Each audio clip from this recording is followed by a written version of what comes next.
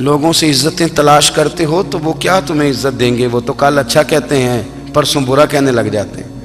لوگوں کے سامنے گڈ بک میں آنا چاہو گے تو وہ تو سویرے تمہارے بارے میں کچھ کہیں گے، شام کچھ اور کہیں گے۔ اپنی روحانی زندگی آباد کریں، اپنے مسلح کو وقت دیں، اور دنیا سے چھپ کر اس موبائل کو بند کر کے اور اپنے آپ سے بھی چھپ کے اور تنہا ہو کے چھپا کے سارا کچھ اپنے آنسو اپنے رب کی بارگاہ میں پیش کریں، اس کے حضور حاضری دیں۔ سنو نا ترمذی کی حدیث، اور اسے یاد رکھنا، نبی پاک علیہ السلام نے فرمایا اپنے دکھ لوگوں کے سامنے نہ بیان کرنا، سیٹھوں نوابوں کو نہ بتاتے پھرنا، دنیا داروں کے سامنے جا کے نہ رونا کہ میں تکلیف میں ہوں۔ فرمایا اگر دنیا داروں کو دکھ بتاؤ گے رب تمہیں کبھی غنی نہیں کرے گا۔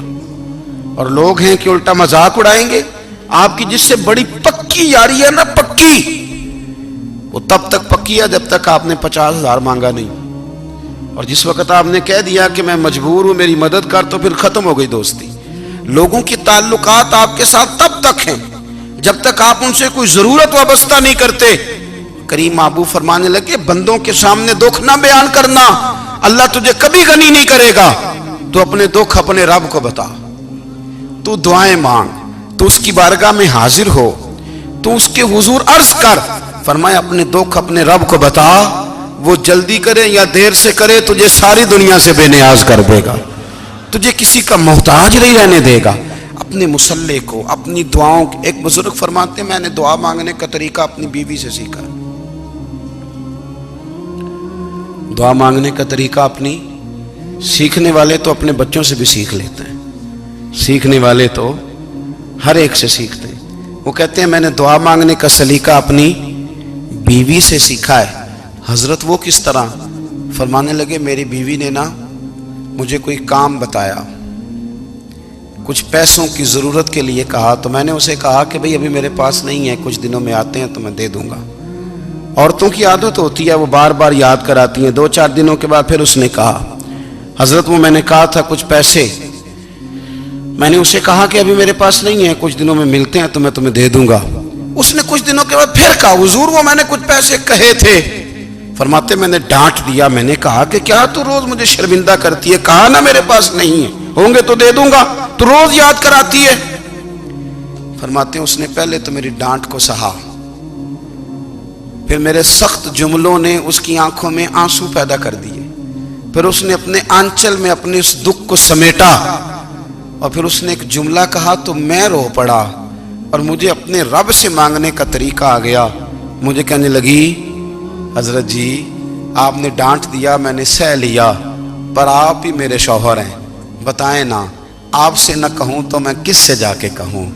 فرماتے ہیں میں رو پڑا، اور میں کھل کے رویا، اور میں تڑپ کے رویا، اور پھر میری سسکیاں بند گئیں۔ تو مجھے کہنے لگی آپ کو کیا ہوا؟ میں نے کہا مجھے بھی دعا مانگنی آ گئی ہے، جب میں اسے کہوں گا نا اللہ تو ہی میرا رب ہے، میں تجھ سے نہ کہوں تو میں کس سے جا کے کہوں؟ میں کیوں کسی بندے سے سوال کروں؟ میں کیوں کسی دنیا دار سے کہوں؟ میں تیرے بندوں کا، نیک بندوں کا وسیلہ لے کے، تیرے محبوب کی غلامی لے کے تیری بارگاہ میں آیا، تجھ سے نہ مانگوں تو کس سے مانگوں؟ سمجھ آ گئی ہے؟ جب میں اس رنگ میں مانگوں گا تو پھر رب میرے اوپر بڑا ہی فضل فرمائے گا، وہ میرے اوپر بڑی رحمت کرے گا، وہ میرے لیے آسانیاں کرے گا۔ عزیز دوستو، ہم اس طرح کرنے لگ گئے ہیں کہ ہم نے نا اپنے تعلقات پر اعتماد کرنا شروع کر دیا ہے۔ میرے تعلقات بہت ہیں، ہم نے اپنی دولت پر اعتماد کرنا شروع کر دیا ہے، میرے پاس دولت بہت ہے۔ ہم نے اپنے علم پر، اپنی شہرت پر اعتماد کرنا شروع کر دیا ہے کہ میرے پاس فلاں چیز بہت ہے۔ یاد رکھنا جب بے نیاز اپنی صفت بے نیازی دکھاتا ہے تو بڑی بڑی دولتوں والے مجبور نظر آتے ہیں۔ بھائیو جب انسان کا رشتہ اپنے مالک کے ساتھ ہوتا ہے پھر تو غم بھی کچھ نہیں کہتے، پریشانیاں بھی کچھ نہیں کہتی، پھر تو زندگی صبر والی، پھر تو زندگی توکل والی، پھر تو زندگی بھروسے والی، پھر انسان اپنے آپ کو رسوا نہیں کرتا، دنیا داروں سے امیدیں اس کی ختم ہو جاتی، امیدیں اللہ رسول سے لگا لیتا ہے، مضبوط ہو جاتا ہے، مضبوط، طاقتور ہو جاتا ہے، خوددار ہو جاتا ہے، باوقار باعزت ہو جاتا ہے۔ حضرت بہلول دانا رحمت اللہ علیہ بیٹھے تھے تو ہارون رشید حج کر کے آ رہا تھا، تو رستے میں حضرت شیخ سے ملاقات ہو گئی تو السلام علیکم کے بعد کہنے لگا حضور کوئی حکم ہو تو بتائیے گا. تو حضرت بہلول دانا فرمانے لگے تیرا رب کون ہے؟ اس نے کہا اللہ. تو فرمایا میرا کون ہے؟ کہا اللہ. فرمانے لگے تو بڑا ہی بیوقوف ہے، کیا تو یہ سمجھتا ہے کہ رب ہارون رشید کو تو دے گا اور بہلول دانا کو بھول جائے گا؟ تیرا بھی وہی رب ہے، میرا بھی وہی رب ہے. اس نے اگر تجھے دے کے آزمایا ہے تو ہو سکتا ہے مجھے نہ دے کے آزما رہا ہو. جب اس کی حکمت کے تقاضے ہوں گے تو عطا کرے گا اور دے گا. تو جا اپنا کام کر. بھائی اپنی روحانی زندگی، اپنی عبادات، اپنے وظائف، اپنے روزمرہ کے معاملات، اپنی دعائیں، اپنا استغفار. دیکھو کوئی مشکل کام تو نہیں 2 رکوع ہیں سورہ واقعہ کہ اگر رات کو پڑھ لی جائے تو. میں کس طرح یہ بات بیان کروں کہ تعویذ بانٹنا آسان ہے اور وظیفہ بتانا مشکل ہے. سارا دن تعویذ بانٹیں تو لوگ لینے کو تیار ہیں، اور اگر آپ وظیفہ بتائیں تو کہتے ہیں تو مشکل کام ہے. او خدا کے بندے، اگر آپ کا تعلق قرآن پاک کے ساتھ مضبوط ہو، قرآن پاک کے ساتھ اگر آپ کا رشتہ ہو، لوگ سفارشیں ڈھونڈتے ہیں نا دنیا میں، کوئی تعلق مل جائے تو میرا کام ہو جائے. دنیا میں اتنا مشکل معاملہ ہے، آخرت میں مجھے بتائیے گا کتنا مشکل معاملہ ہوگا. میرے نبی پاک صلی اللہ تعالی علیہ وسلم نے فرمایا جو لوگ سورہ ملک پڑھا کرتے تھے نا، سورہ ملک، یہ سورت ملک قیامت میں ان کی سفارش کرے گی، اور اس طرح کرے گی کہ کہے گی اے اللہ یہاں اس بندے کو جنت میں داخل کر دے یا مجھے قرآن پاک سے علیحدہ کر دے. تو رب فرمائے گا جا اس کا دامن تھام کے اسے جنت تک پہنچایا. آپ بات کو سمجھیں، جب آپ کے تعلقات اپنے معاملات کے ساتھ مضبوط ہوں گے، یہ نبی کریم نے وعدہ کیا ہے کہ تو سورت واقعہ پڑھ تیرے گھر میں فاقہ نہیں آئے گا. حضرت عبداللہ ابن مسعود رضی اللہ تعالیٰ عنہ بیمار تھے تو حضرت عثمان غنی رضی اللہ تعالیٰ عنہ تیمارداری کے لیے تشریف لے گئے اور جا کر کے کہا کہ آپ بڑے بیمار ہیں، آپ کی بیٹیاں زیادہ ہیں، میں چاہتا ہوں کہ خزانے میں سے کچھ مدد کروں. تو سیدنا عبداللہ ابن مسعود رضی اللہ تعالیٰ عنہ اٹھ کے بیٹھ گئے اور کہنے لگے امیر المومنین، اللہ آپ کو میری طرف سے، میری بیٹیوں کی طرف سے بہتر صلہ دے. میری بیٹیوں کو کسی خزانے کی ضرورت نہیں، میں نے انہیں خزانہ دے دیا ہے. کہا جناب آپ نے کون سا خزانہ دیا ہے، میں آپ کے مالی معاملات کو جانتا ہوں. تو فرمانے لگے امیر المومنین، میرے نبی کریم نے فرمایا ہے جو سورت واقعہ پڑھے اسے کبھی فاقہ نہیں آتا. میں نے بیٹیوں کو یاد کرا دی ہے، یہ خزانہ میں نے انہیں دے دیا ہے. وہ سارے والدین سنیں جو بیٹیوں کے لیے پریشان رہتے. حضرت عبداللہ ابن مسعود نصیحت کر رہے ہیں، فرمانے لگے میں نے سورت واقعہ یاد بھی کرا دی ہے، پڑھنے کی عادت بھی ڈال دی ہے. حضور نے فرمایا ہے جو سورت واقعہ پڑھے اسے فاقہ نہیں آتا. کہنے لگے چاند تو اپنی جگہ چھوڑ سکتا ہے، سورج گر سکتا ہے، تارے ٹوٹ سکتے ہیں، پر مدینے والے رسول کی بات غلط نہیں ہو سکتی. حضور نے فرمایا فاقہ نہیں آئے گا تو انشاءاللہ کبھی بھی نہیں آئے گا. کرنے کا کام یہ ہے کہ ہم اپنے معاملات، اپنی عبادات، اپنی دعائیں، کبھی 10 منٹ عادت ہو جائے نا دعا مانگنے کی علیحدہ سے رات کو. حضور نے فرمایا جو فرض نماز کے بعد دعا مانگے اللہ اس کی قبول کر لیتا ہے. نبی پاک صلی اللہ تعالی علیہ وسلم نے فرمایا اللہ مسافر کی دعا قبول فرماتا ہے. حضور نے فرمایا اللہ مظلوم کی دعا قبول فرماتا ہے. حضور نے فرمایا بیمار سے دعا کراؤ اللہ اس کی دعا قبول فرماتا ہے. میرے نبی پاک نے فرمایا ماں باپ جب بھی اولاد کے لیے ہاتھ اٹھائیں، ویسے تے بلے شاہ تو آسمانی اڈ دیا ہی پھڑ دیں، جڑا گھر بیٹھا انہوں بڑھیا ہی نہیں. حضور فرمانے لگے ماں باپ جب بھی اولاد کے لیے دعا فرمائیں اللہ ان کی دعا کو قبول کرتا ہے.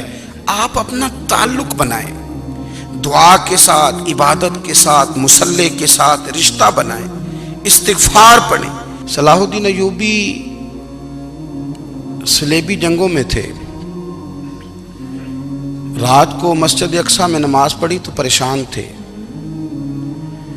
ایک بزرگ سے ملاقات ہوئی تو وہ کہنے لگے کہ آپ بڑے پریشان ہیں. کہنے لگے حضور پریشان اس لیے ہوں کہ پہلے ہی مسلمان کمزور ہے، اب میں نے سنا ہے دشمن کا ایک بحری بیڑا وہ جنگی سامان سے بھرا ہوا آ رہا ہے، تو اب ان کے پاس اور تلواریں اور نیزے آ جائیں گے، مسلمانوں کے پاس پہلے ہی وسائل کی کمی ہے، پریشان ہو کس طرح کر کے مقابلہ کریں گے. یہ بات کہتے ہی صلاح الدین ایوبی نے بزرگوں سے کہا حضور آپ بھی دعا کرنا، دعا کی بڑی طاقت ہے. میرے نبی پاک نے فرمایا دعا مومن کا ہتھیار ہے، دعا مومن کا، دعا مومن کا۔ حضور نے فرمایا تقدیر کو سوائے دعا کے کوئی چیز نہیں بدل سکتی، دعا مومن کا ہتھیار ہے، یہ کافر کے پاس کوئی نہیں، یہ ہتھیار ہے مومن کا۔ اللہ کرے آپ کو سمجھ آئے، پھر سنیں، کئی بار کہہ چکا ہوں یہ ہتھیار ہے۔ کافر کے مقابلے میں جو تیرے پاس سب سے بڑا ہتھیار ہے وہ دعا ہے۔ دعائیں کرانی چھوڑ دی، کرنی چھوڑ دی، لینی چھوڑ دی۔ حضرت سیدنا انس بن مالک رضی اللہ تعالیٰ عنہ فرمایا کرتے تھے، میں نے وہ رنگ دیکھا ہے جب حضور دعا مانگتے تھے اور حضور کی مقدس آنکھوں میں آنسو بھی ساتھ ہی بہا کرتے تھے، میں نے وہ انداز دیکھا ہے۔ تو صلاح الدین ایوبی بزرگ سے کہنے لگے آپ بھی دعا کیجیے، اور خود رونے لگے اور سر سجدے میں رکھ کے رونے لگے، اور عشاء سے لے کر فجر تک روئے، خوب روئے۔ صبح وہ بزرگ آئے تو صلاح الدین ایوبی کا خوبصورت اور ہنستا ہوا چہرہ دیکھا، کہنے لگے آپ بڑے خوش ہیں، رات تو میں نے بڑے روتے ہوئے دیکھا تھا۔ تو کہنے لگے حضور وہ جو بحری بیڑا آ رہا تھا نا وہ پانی میں ڈوب گیا ہے، اب وہ نہیں آ رہا، ابھی خبر آئی ہے تو میں بڑا خوش ہوں۔ بزرگ کہنے لگے اٹھ سینے سے لگ اور سن ایک بات، وہ بحری بیڑا پانی میں نہیں ڈوبا، وہ تیرے آنسوؤں میں ڈوب گیا ہے۔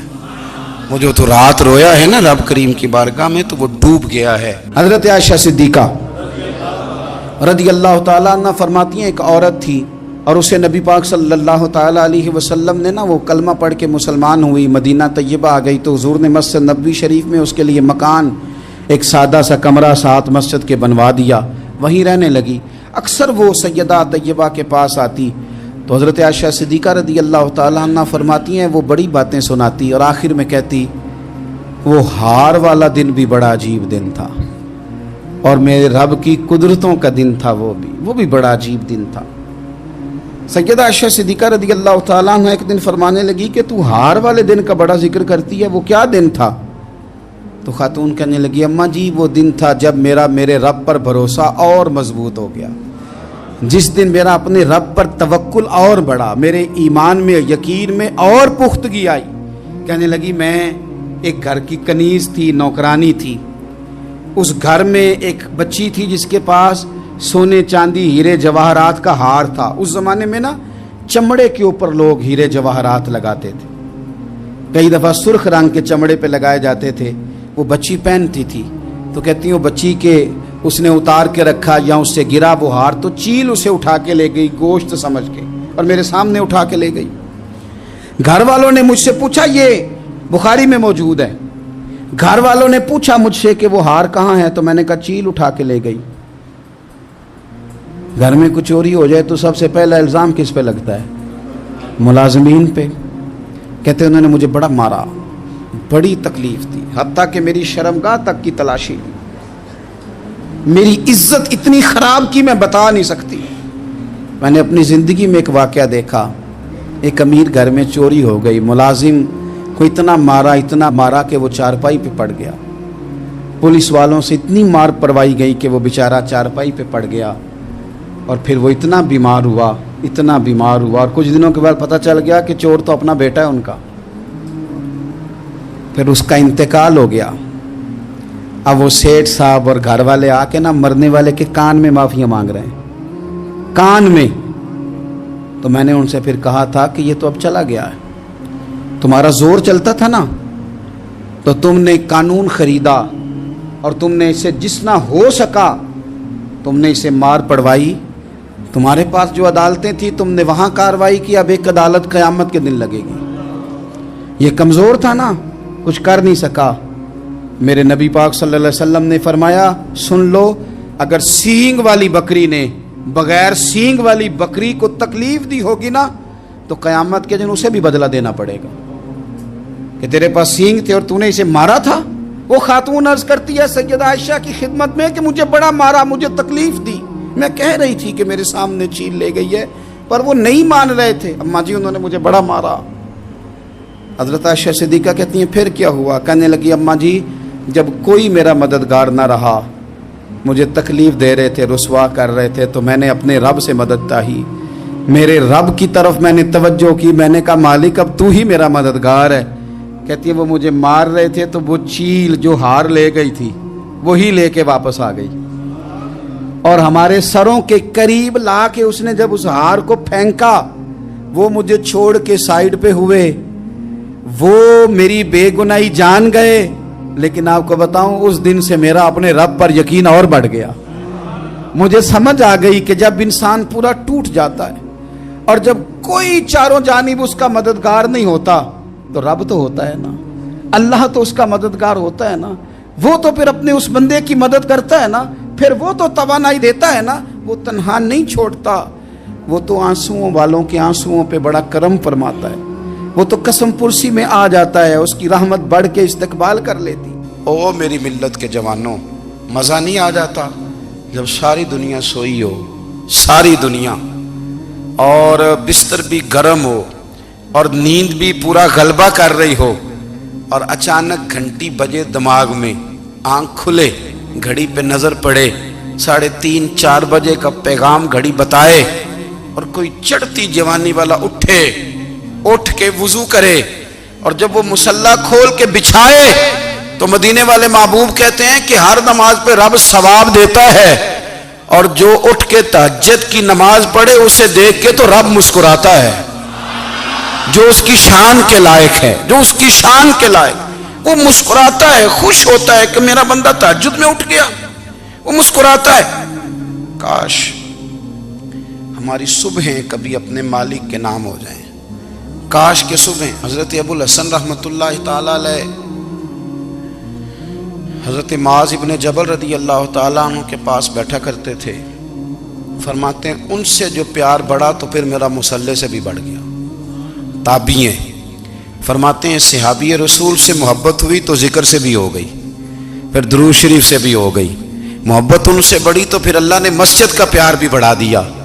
आप फरमाते हैं कि मेरी हर वक्त तबीयत चाहती थी कि बस अल्लाह अल्लाह करूं, बस अल्लाह अल्लाह करूं, बस ना मैं जरा थोड़ी जान छुड़ाऊं लोगों से, को 10 मिनट मिले तो मैं कुछ 4 नफल पढ़ लूं, मैं थोड़ा सा ना बचूं लोगों से, और मुझे तस्बीह मिले तो मैं ना कुछ 400-500 दफा इस्तिगफार पढ़ूं, सुभान अल्लाह, अल्हम्दुलिल्लाह, अल्लाहु अकबर, ला हौला वला कुव्वता इल्ला बिल्लाह, मैं ना तस्बीहात पढ़ूं। फरमाते हैं कि बच्चे थे घर में 6-7, गुर्बत थी, काम मिलता कोई नहीं था, और मैं काम चोर नहीं था, काम ढूंढता था, पर अल्लाह की कुदरत के काम नहीं मिलता था। फरमाते हैं कि मैंने एक दिन अपनी अहलिया से कहा कि आज मैं फिर जाता हूँ काम ढूंढने, तो मेरी बीवी बड़ी फर्मा बरदार थी, पर उस दिन ना गुर्बत के हाथों तंग आके कहने लगी, आज नाना कोई तू चीज़ लेके आया, तो मुझसे बच्चों की भूख नहीं देखी जाती है, सब रोगां दा रोग मुहम्मद जिसदा नाम गरीबी, कंड बुला के लंघ जाते नहीं दोस्त यार करीबी, आज ना कुछ लेके आया तो मैं बच्चे लेके मेके चली जाऊंगी। शेख फरमाते हैं कि मैं बड़ा परेशान घर से निकला, पर मैंने सुबह से लेके जोर तक काम ढूंढा, काम मिला कोई नहीं, तो मेरे दिल में ख्याल आया चलो काम नहीं मिलता तो अल्लाह अल्लाह तो करे ना, चलो बंदों की मजदूरी नहीं मिलती तो रब करीम की इबादत ही करते हैं। फरमाते हैं कि मैंने ना फुरात के पानी से वुजू किया, नहर के, शदीद धूप थी, साथ रेत थी और रेत तप रही थी, मैंने अपना रुमाल वहीं मुसल्ला के तौर पर बिछा लिया, और फरमाते हैं कि जोर से लेकर असर तक नमाज पढ़ी, धूप भी पूरे जोर पे, पर मेरे सजदे का ज़ौक़ भी पूरे जोर पे। फरमाते हैं सूरज भी चमक रहा है और रब की इबादत का ज़ौक़ भी पूरे जोर पे, मैं सजदा करूं तो फिर मेरा उठाने को जी ना चाहे। मेरे उस्ताद लिखा करते थे, ये उनका शेर है, वो कहा करते थे मुझे सोज दे, मुझे साज दे, और मुझे नीम शब का न्याज दे, दमे सजदा खुद को मैं तोड़ दूं, मुझे ऐसा ज़ौक़ नमाज दे। और मैं तेरी बहार का फूल हूं, मैं खिला भी हूं तो तेरे लिए, मुझे मेरी शाख से तोड़ ले, मुझे अपनी जुल्फ का नाज दे। भाई फरमाते हैं कि असर तक मैंने नफल पढ़े, दिल ढलने लगा, असर की नमाज पढ़ी और मैं वहां से चला। अब मैं जब निकलने लगा तो दिल में ख्याल आया कि छोटी छोटी दीवारें हैं घर की, बगैर कुछ लिए जाऊंगा तो बीवी दूर से देखेगी तो शोर करेगी कि फिर खाली हाथ आ गया है। कहते मैंने अपने उसी रुमाल में जिस पे मैंने नमाज पढ़ी थी ना, रुमाल में پکی عقید پنجابی جو صافہ کہتے ہیں، اسی میں نا میں نے کچھ ریت بھر لی کہ وہ دور سے دیکھے گی تو سمجھے گی کچھ لے کے آیا ہے، چلو جا کے اسے بتا دوں گا کہ آج پھر مزدوری نہیں ملی۔ کہتے ہیں وہ ریت لے کر جب میں گھر میں گیا تو پہلے بیوی دروازے پہ کھڑی ہوتی تھی، پوچھتی تھی خالی ہاتھ آ گئے ہو؟ آج میں نے دیکھا تو ہے ہی کوئی نہیں۔ فرماتے ہیں میں اندر داخل ہوا، سلام لیے، کونے میں میں نے وہ رومال رکھ دیا اور میں نے آواز دی کہ بھلی مانس کہاں ہو؟ تو وہ کہنے لگی آپ منہ ہاتھ دھو لیں، میں روٹی لے کے آئی۔ میں نے کہا روٹی کہاں سے آ گئی؟ یہاں تو کئی دنوں کے فاقے، تو کئی دنوں کی غربت ہے، یہاں تو اس گھر میں تو فقیری ہے۔ فرماتے ہیں کہ وہ روٹی لے کے آئی اور اس وقت کی جو موجودہ نعمتیں تھیں، سمجھ لیں سلاد، اچار، ہر چیز ساتھ لائی۔ میں نے کہا کہ بچے کہاں گئے؟ کہنے لگی وہ کھانا کھا کے کھیلنے گئے، آپ کھانا کھا لیں آ جاتے۔ کھانا اس نے چن دیا۔ میں نے حیرت انگیز لہجے میں ساری نعمتیں اپنے دسترخوان پہ دیکھ کر کے بیوی سے پوچھا یہ کہاں سے آیا کھانا؟ بچوں کو تو نے کہاں سے کھانا کھلایا؟ یہ سارا کچھ کیسا ہے؟ تو کہنے لگی پتہ نہیں آج آپ کس کریم کی مزدوری کرنے چلے گئے تھے، پتہ نہیں کس کریم کی، میرے گھر میں تو اتنی نعمتیں آئی ہیں کہ مجھ سے سنبھالی نہیں جا رہی، اتنا اناج ہے، اتنا گندم ہے، کس کریم کے دروازے آج چلے گئے تھے؟ یہ کہتے کہتے وہ اٹھی اور اٹھ کر کے کہنے لگی پہلے بڑا کچھ آیا تھا، اب کیا لے آئے ہو؟ اور جا کر کے نا اس نے وہ ریت والا رومال کھولا، کہنے لگے میں تو لے کے آیا تھا ریت، تو میرے رب نے اسے بھی سونے اور ہیرے بنا دیا تھا۔ جب آپ کی توجہ اللہ کی جانب، میرے نبی پاک صلی اللہ تعالی علیہ وسلم نے فرمایا ہر چیز اپنے رب سے مانگ، ہر چیز مانگ، ہر چیز مانگ۔ یا رسول اللہ کیا کچھ؟ میرے محبوب نے فرمایا تیرے گھر میں نمک بھی ختم ہو جائے تو وہ بھی اپنے رب سے مانگا کر، تو مانگنا وہ تجھے دے گا، تو اس کی بارگاہ میں کشکول طلب دراز تو کرنا۔ اور ترمذی شریف میں عجیب لفظ ہے، رسول کائنات نے فرمایا، رب کریم فرماتا ہے جب میرا بندہ ہاتھ اٹھاتا ہے نا تو مجھے حیا آتی ہے کہ میں خالی کیسے لوٹا دوں اس کے۔